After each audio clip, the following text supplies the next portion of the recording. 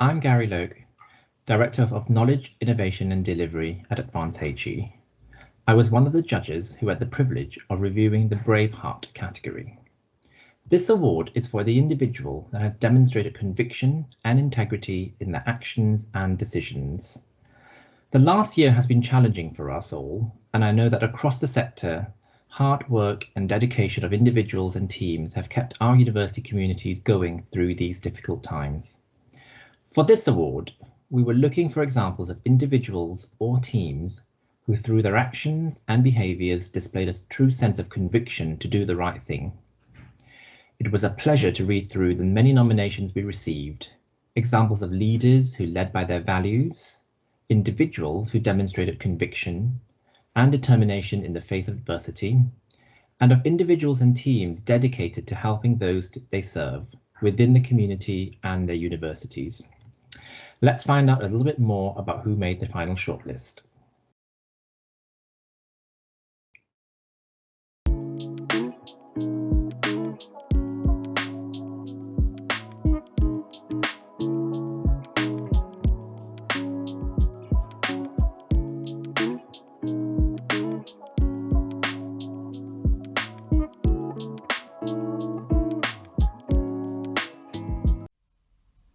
Good evening, my name is Professor Stephen Bottomley and I have the pleasure of being Head of Institute for Jewellery, Fashion and Textiles in the Faculty of Arts, Design and Media at Birmingham City University. I had the great pleasure of nominating Sophie Johnson, a lecturer in Fashion, Business and Promotion, for this award for her energy, inclusiveness and positivity in the face of adversity and her great passion taking the work of the department to communities outside the university. Sophie's enthusiasm is simply contagious. A valued member of the School of Fashion and Textiles, she is also half of Brum Radio's popular Fashademics podcast with co-lecturer Laura Arrowsmith. Their aim has been to take the conversations we have in our lecture theatres and widen our audience to outside the university. In March 2021, Sophie's partner was diagnosed with Hodgkin's lymphoma or blood cancer. Sophie's response was to start training for a 10k run and raised £2,845 for lymphoma action from donations by colleagues and friends. Her energy, inclusiveness and positivity are examples to all her colleagues and students, and she simply meets the criteria of a Braveheart.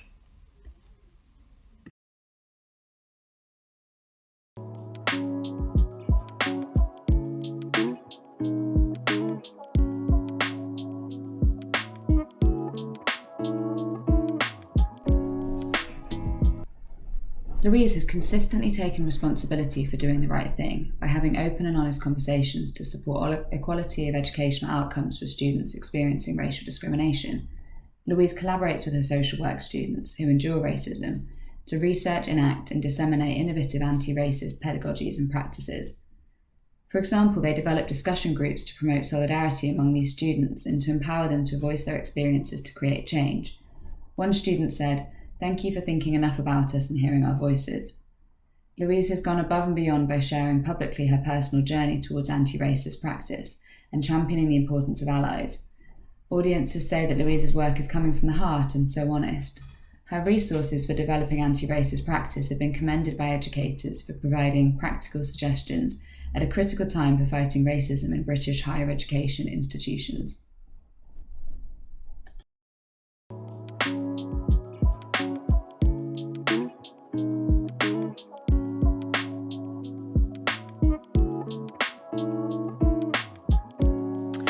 So a few of us here at University of Greenwich felt it was very appropriate to nominate Professor Jane Harrington for Vice-Chancellor at University of Greenwich for the Braveheart Award.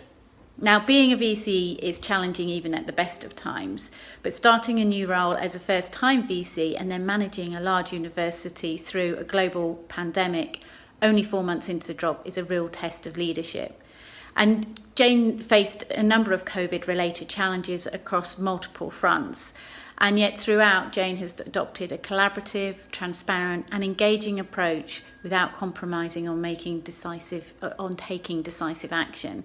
And some of these areas included taking quick decision to refund university accommodation fees, direct student funding to those in need, commissioning a welfare check-in for every student, and I think kind of most importantly, delivering regular all-staff live meetings, informing staff of developments, explaining how decisions were made, and then allowing time for questions and answers until staff had exhausted all questions that they'd had.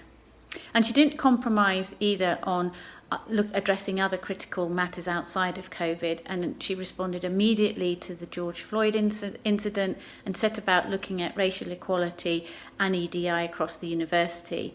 And that action took the form in terms of employing 2 EDI advisors for race, and she's also set up and is chairing the Stonewall Award group, and she signed up to Justine Greening's Social Mobility Pledge. And finally, if that wasn't enough, she's embarked on a thorough review and refresh of the 10-year strategy, which was conducted through extensive engagement with over 1,100 staff, students and partners and governors to produce the University of Greenwich Strategy 2030. And we felt that these achievements in her first 1.5 years at University of Greenwich were pretty impressive. Oh, and by the way, she also moved house and had a civil partnership. Good luck, Jane.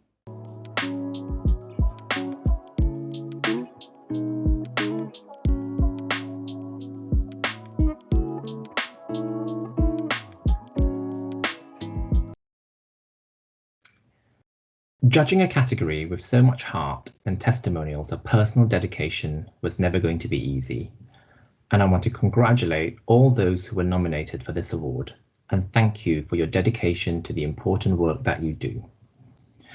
Our panel of judges were moved by the testimonials we received, many written by team members and colleagues of those nominated.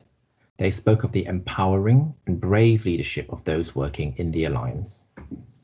In third place is one such individual who was nominated for her compassionate leadership and inspiring engagement with the university community. University of Greenwich Vice-Chancellor, Professor Jane Harrington. In second place is an individual who is described by colleagues as having an infectious energy. Her inclusivity and positivity in the face of adversity and her passion taking the work of the department to communities outside the university was testament to her being a true Braveheart. Birmingham City University's Sophie Johnson. Over the last few years, the higher education sector has made great strides in addressing racial inequalities in our institutions and educational communities, but we still have much to learn and work to do. At Advance HE, our members have told us that their ongoing main equality, diversity and inclusion challenge is tackling racism. The pandemic has laid bare inequalities in society and our universities. This includes disproportionate health inequalities for people of colour, lack of access to appropriate work and study spaces, and digital poverty, amongst other issues. Structural inequalities that we all have a responsibility to address.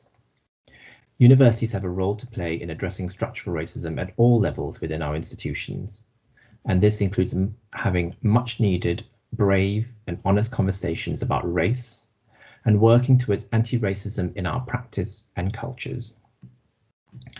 The work being undertaken by Dr. Louise Taylor at Oxford Brookes is an example of the importance of anti-racism work and the role allies and teaching staff can play within institutions to ignite those important conversations and develop practices which will help us understand and address structural racism.